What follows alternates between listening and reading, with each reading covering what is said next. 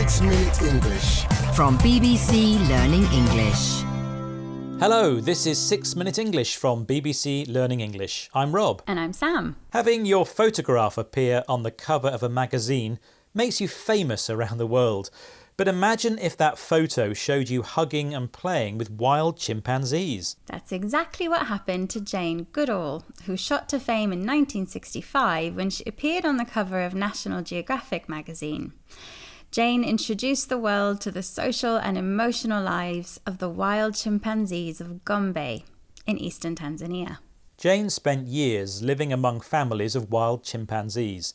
Her observations changed the way we view our closest animal relatives and made us think about what it means to be human. In this programme, we'll be hearing from the iconic environmentalist Jane Goodall. She reflects on how attitudes have changed as science has uncovered the deep connections between humans and the great apes, large primates including chimpanzees, gorillas and orangutans, who are closely related to humans. And of course, we'll be learning some related vocabulary along the way. As well as Dr. Goodall, the National Geographic photographs also made the chimpanzees of Gombe famous. People around the world became interested in the lives of a family of chimps living in a remote corner of Africa. When Gombe's alpha female died in 1972, she was so well loved that she had an obituary in the Times newspaper. But what was her name? That's our quiz question.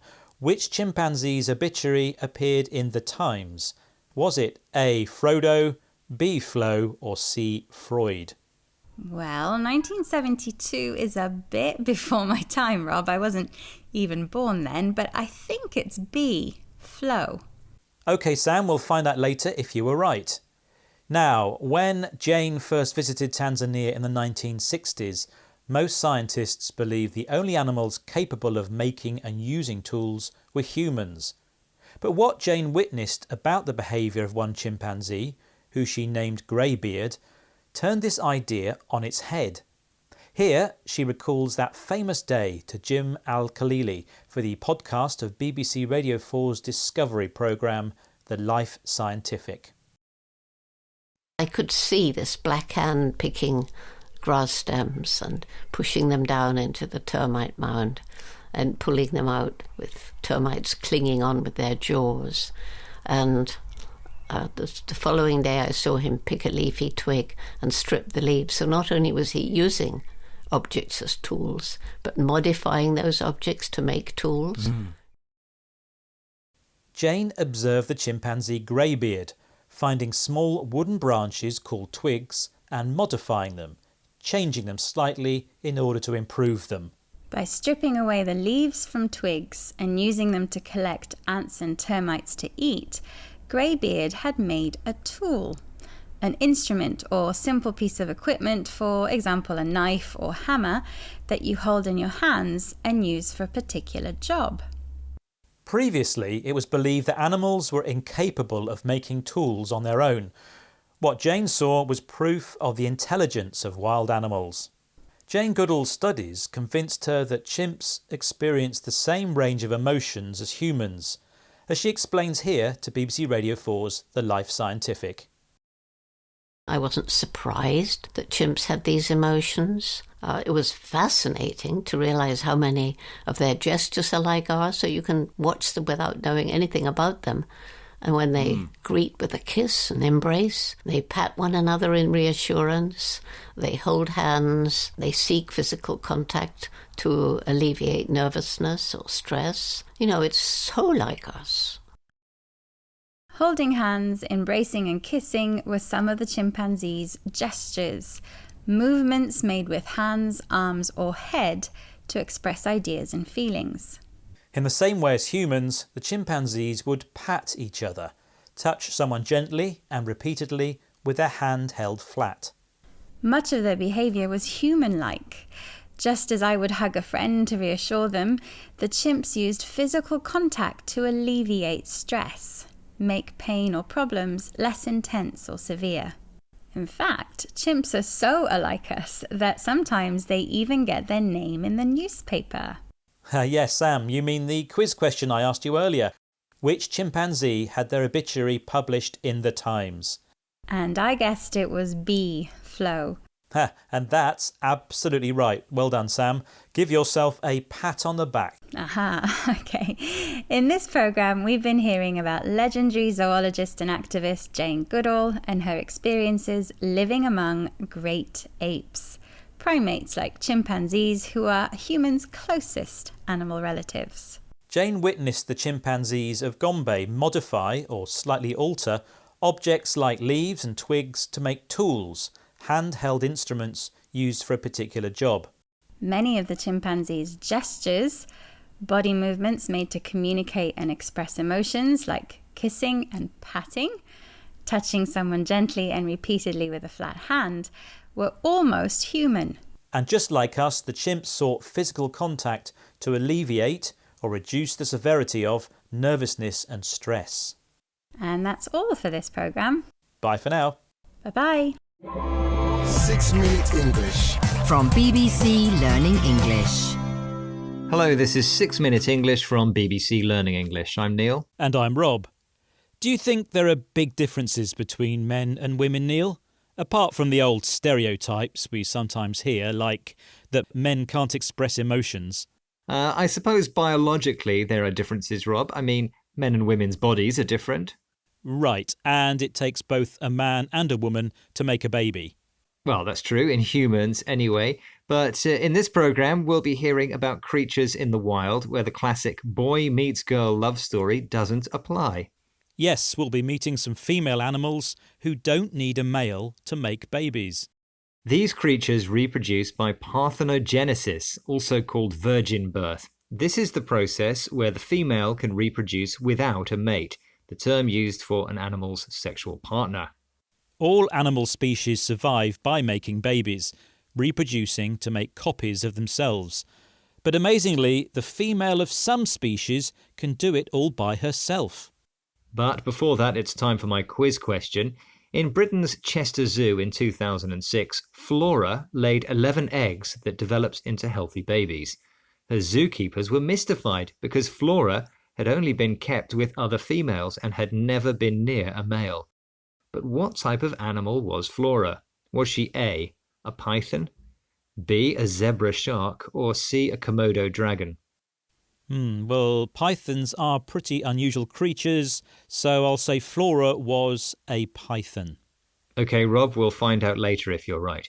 Actually, it's not only reptiles who behave this way. The females of many animal species are able to reproduce without sex. By doing this, they gain several advantages. They can rapidly spread, colonise and control large areas, and they don't waste time and energy looking for a mate. But if a world without sex is so much better, why bother with males at all? Good question, Neil, and one which BBC World Service programme Discovery asked evolutionary biologist Chris Wilson.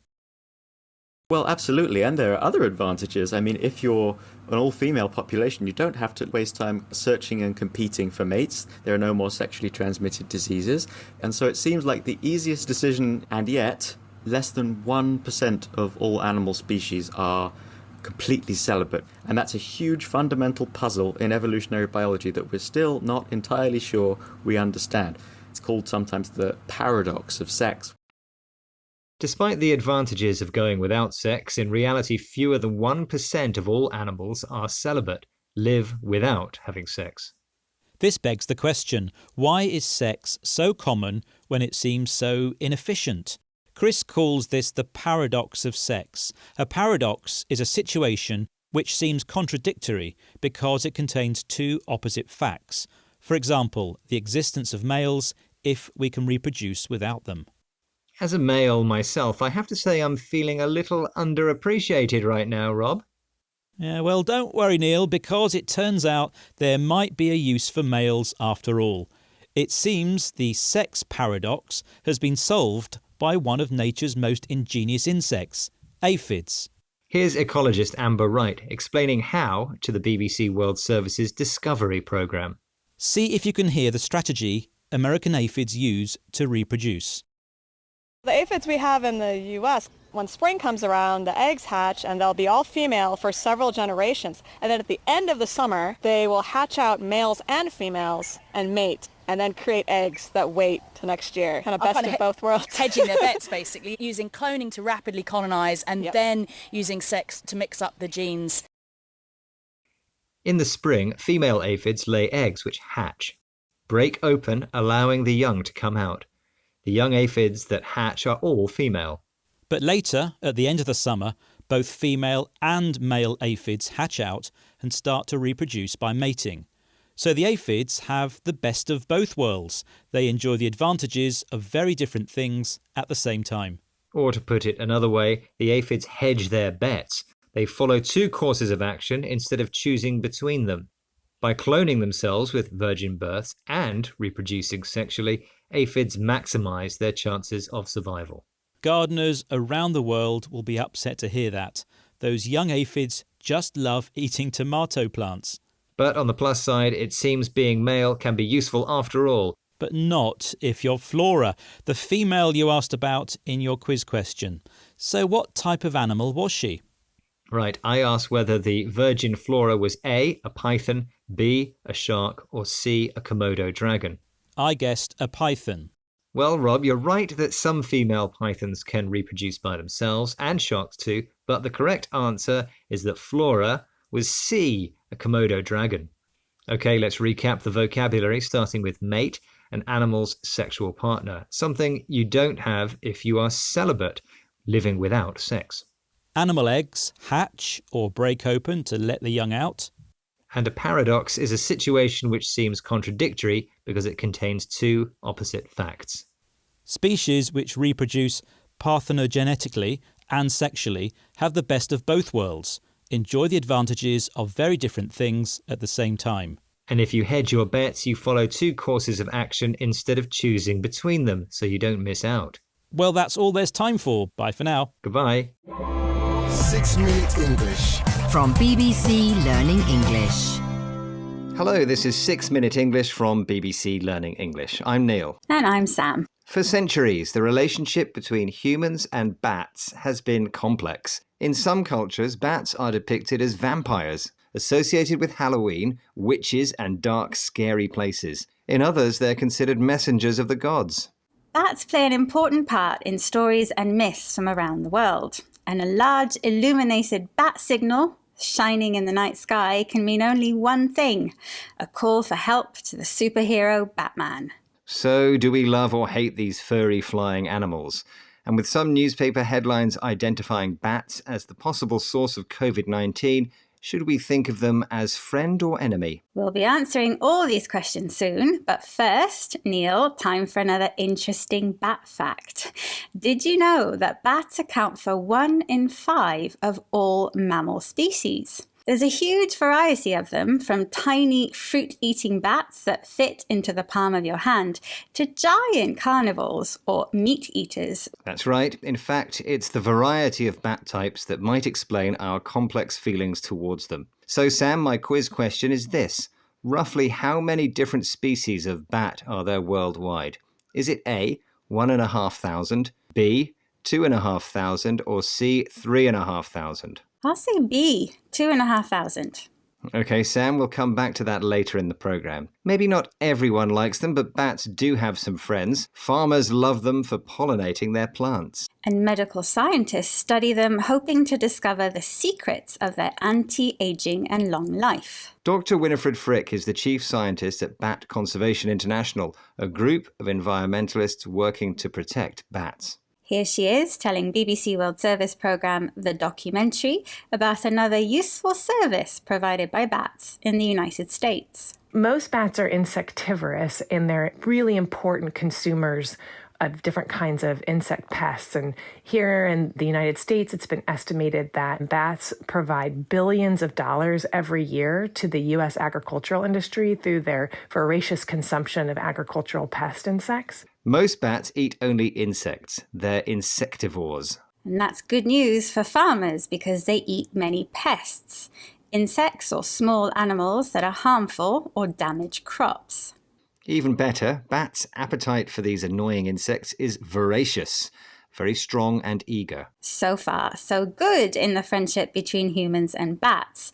But then along came the coronavirus pandemic, and with it, newspaper reports that bats might be to blame. Before we get into this, we need to explain some terms. The COVID, which people around the world have been suffering from, is the outbreak virus. But if you go backwards, there's an intermediary known as the progenitor virus. Between this and the ancestral virus, which is decades or centuries older. 99% of scientists would agree that the ancestral virus of COVID-19 came from bats. But it's the go-between progenitor virus that everyone is searching for now. One of the scientists leading this search is Linfa Wang, a professor at Duke Medical School, who is known as the Batman of Singapore. Here he is explaining his work to BBC World Service's The Documentary. Of course, the holy grail right now for COVID-19 is to discover where is that progenitor virus and also in which kind of animals or human, right? And usually the progenitor virus has to be 99.9% identical to the outbreak virus. And so our study was set up to do that. If you can catch that virus and you demonstrate the genomic sequence is 99.9, then that's brilliant. Professor Wang thinks that finding the source of COVID-19's progenitor virus would be like finding the Holy Grail. This expression, the Holy Grail, is associated with the cup believed to have been used by Jesus Christ at his last meal. It means something extremely difficult to find or get. If you can discover the progenitor virus, then, in the words of Professor Wang, that's brilliant.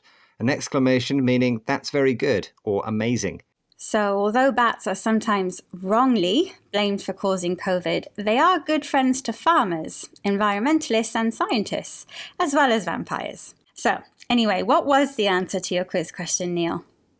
Yes. I asked Sam how many different species of bat there are around the world. What did you say? I said there were 2,500 different species of bat, and was I right? You were close, Sam, but the correct answer was A. There are 1,500 different species of bat around the world. Let's recap the vocabulary from this program about the relationship between humans and bats, starting with carnivores, which are animals that eat meat. Insectivores, meanwhile, are animals, like most bats, that eat only insects. A pest is an insect or small animal that is harmful or damages crops. Bats eat pests voraciously or very eagerly. The Holy Grail refers to something that's extremely difficult to find or get. And finally, you can use the phrase, that's brilliant, to say, that's great or amazing. Once again, our 6 minutes are up. See you again soon for more topical chats and trending vocabulary here at 6 Minute English. And don't forget you can download our app to find programs on many more topics, from African animals to zodiac signs and zombies, all here on the BBC Learning English website. Goodbye for now. Bye-bye. 6 Minute English. From BBC Learning English. Hello and welcome to 6 Minute English. I'm Neil. And I'm Catherine. Catherine, what's the connection between hierarchies, managers and chickens? Well, I don't know, Neil, but I'm sure you're going to tell me. First of all, could you explain for our listeners what a hierarchy is? Of course, a hierarchy is a way of organising people. For example, in a company where there are people working at different levels, you've got bosses, managers and workers. The workers do the work and the managers have meetings that stop the workers doing the work. But where do the chickens come in? We'll find out shortly, but first here is today's question. And it is, surprise, surprise, about chickens. What is the record number of eggs laid by one chicken in a year?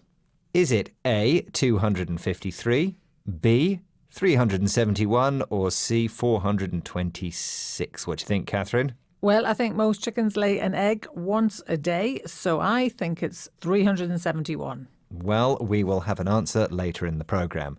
Now for hierarchies and chickens.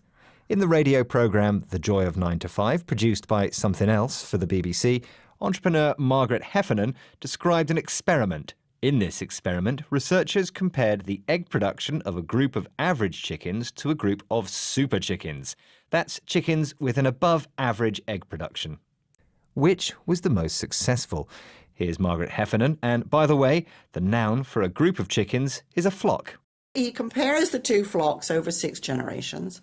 The average flock just gets better and better and better. Egg production increases dramatically. The super flock of super chickens, at the end of 6 generations, all but 3 are dead because the other 3 have killed the rest. They've achieved their individual productivity by suppressing the productivity of the rest. And that's what we do at work. Which flock was most successful? Well, the super flock actually killed each other, so it turned out that the average flock laid more eggs in total and was more successful. Yes, but why was that? Well, the super chickens must have seen their other flock members not as colleagues, but as competitors. Now, to understand this, we have to start with the word productivity. This noun refers to the amount of work that's done. So, on an individual level, the super chickens achieved productivity because they suppressed the productivity of their flock members.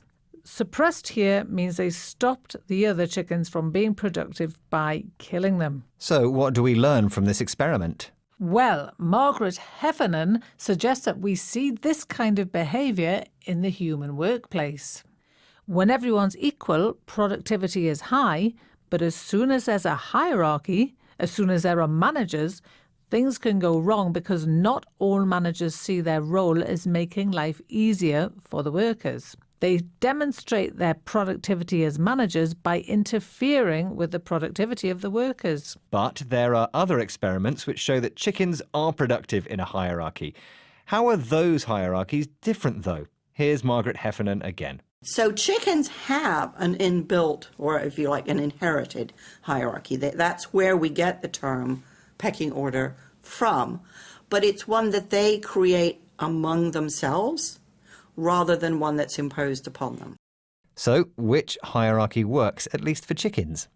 Well, the best hierarchy is one that isn't imposed. That means a good hierarchy isn't forced on the chickens. They do well when they create the hierarchy themselves, naturally. They work out the pecking order themselves. Pecking order is a great phrase. We use it to describe levels of importance in an organisation. The more important you are, the higher in the pecking order you are. Where does this phrase originate? Well, pecking describes what chickens do with their beaks. They hit or bite other chickens with them. And the most important or dominant chickens peck all the others. The top chicken does all the pecking, middle-level chickens get pecked and do some pecking themselves, and some chickens are only pecked by other chickens. So there's a definite pecking order in chickens. Right, time to review this week's vocabulary, but before that, let's have the answer to the quiz. I asked what the record number of eggs laid by a single chicken in a year was. The options were A, 253, B, 371, or C, 426. What did you say, Catherine? I said 371. Well, lucky you. You're definitely at the top of the pecking order, aren't you? Because you are right. That's a lot of eggs. Indeed. Now the vocabulary. We are talking about hierarchies, a way to organise a society or workplace with different levels of importance. An expression with a similar meaning is pecking order, which relates to how important someone or a chicken is within a hierarchy. A group of chickens is a flock. It's also the general collective noun for birds as well, not just chickens. Another of our words was the noun productivity, which refers to the amount of work that is done. And if you suppress someone's productivity, you stop them from being as productive as they could be. And finally, there was a verb to impose. If you impose something, you force it on people. For example, the government imposed new taxes on fuel. Well, that is the end of the programme. For more from us, though, check out Instagram, Facebook, Twitter, YouTube, and, of course, our app. Don't forget the website as well, bbclearningenglish.com. See you soon. Bye. Bye. 6 Minute English. From BBC Learning English. Hello, this is 6 Minute English from BBC Learning English. I'm Neil. And I'm Georgina. Of all the weird and wonderful creatures living under the sea, perhaps the strangest are jellyfish, those rubbery, cone-shaped creatures found floating in the water, their long tentacles trailing behind. Some jellyfish species have a bad reputation for scaring away tourists. clogging up fishing nets, and even blocking power station pipes. But with more and more plastic rubbish ending up in the sea, these days you're as likely to swim into a plastic bag as a jellyfish. Now scientific research is discovering that these rubbery sea creatures might provide an answer, a sticky solution to the problem of plastic pollution. In this programme, we'll be learning how jellyfish mucus could provide the answer to plastic waste in the seas. And of course, we'll be learning some related vocabulary along the way. But first, it's time for my quiz question. Georgina, you mentioned jellyfish scaring away beachgoers with their sting, but what is the best way to treat jellyfish stings? Is it A, with ice, B, with salt, or C, with vinegar? Well, Neil, I have been stung by a jellyfish before, and I think the best way to treat them is C, with vinegar. Okay, Georgina, we'll find out later if that's right. Now, as I mentioned, in recent years, tiny pieces of plastic, called microplastic, have been a significant problem for the world's seas and oceans. They've been found all over the world, in Arctic ice, at the bottom of the sea, and even inside animals, including humans. Slovenian scientist Dr. Anna Rotter heads Go Jelly, a European research team of jellyfish ecologists looking into the problem. Here she is speaking to BBC World Service programme People Fixing the World. Microplastics, plastics in general, are being an increasing problem. They're everywhere. When I was a little girl, we were more environmentally friendly, not knowing, so we never used plastic bags to go shopping. We always went with cloth bags. We never used plastic to put our vegetables in it. Single-use spoons or forks, knives. This is for me something unheard of when I was a little girl. Dr. Rotter says when she was a child, people were more environmentally friendly, not harmful to the environment or having the least possible impact on it. At that time, there were very few single-use plastics. Plastic items like spoons and forks designed to be used just once, then thrown away. Single-use plastic bags, for example, were unheard of, surprising or shocking because they were not previously known about or commonly used. The situation since then has changed dramatically. In fact, there's been such an increase in microplastics that today the UN lists plastic pollution as one of the world's top environmental threats. But how do jellyfish fit into the story? Well, it's the jelly part of jellyfish, and specifically their sticky jelly-like mucus that is key. Here's Dr. Rotter again, explaining more to BBC World Service programme People Fixing the World. The mucus, this is viscous substance that is being excreted from a jellyfish, might have they are called the absorptive properties. So it means that the particles, various particles, can attach to this mucus. So could we use jellyfish and their mucus as a magnet for the microplastic particles? Jellyfish produce a thick, sticky liquid called mucus. Dr. Rotter has discovered that this mucus has strong absorptive properties. It can absorb, take in liquids and other substances and hold them in. One of the substances jellyfish mucus absorbs are the particles that make up microplastics. By trapping these tiny pieces of floating plastic, the mucus acts like a magnet, an object that attracts certain materials like metal, or in this case, microplastic waste. As rising sea temperatures and overfishing of their natural predators have boosted jellyfish numbers, this novel way of using their mucus couldn't have come at a better time. Dr. Rotter's research is still in the early stages, but it's hoped that jellyfish mucus could hold the key to a future free of microplastic polluted oceans. Which is a big prize for the cost of a few jellyfish stings.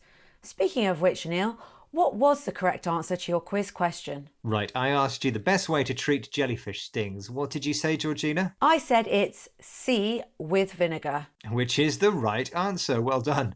Vinegar inactivates the sting's venom. So remember to pack a bottle of vinegar the next time you head to the beach. In this programme, we've been hearing how scientists are using jellyfish mucus, a thick, sticky liquid produced in their bodies, to break down microplastics in the sea. Our addiction to single-use plastics, plastic items which are used only once, then thrown away, and which often get washed out to sea, has created a situation which is definitely not environmentally friendly. That means having a minimal impact on the environment. Until quite recently, the problems of micropollution and single-use plastic were unheard of, surprising or shocking because of not having been previously known about. Scientists are hoping that the mucus's absorptive qualities, its ability to absorb liquids and other substances and hold them, will allow it to trap particles of plastic floating in the sea, making jellyfish mucus a magnet for pollution, an object that attracts certain materials, usually metals, but in this case, microplastic waste. That's all for this programme, but to hear more about how these amazing sea creatures could help clean our oceans, why not check out People Fixing the World from the BBC World Service? And to hear more interesting items on trending topics, why not join us again soon here at 6 Minute English. Bye for now. Bye. 6 Minute English. From BBC Learning English.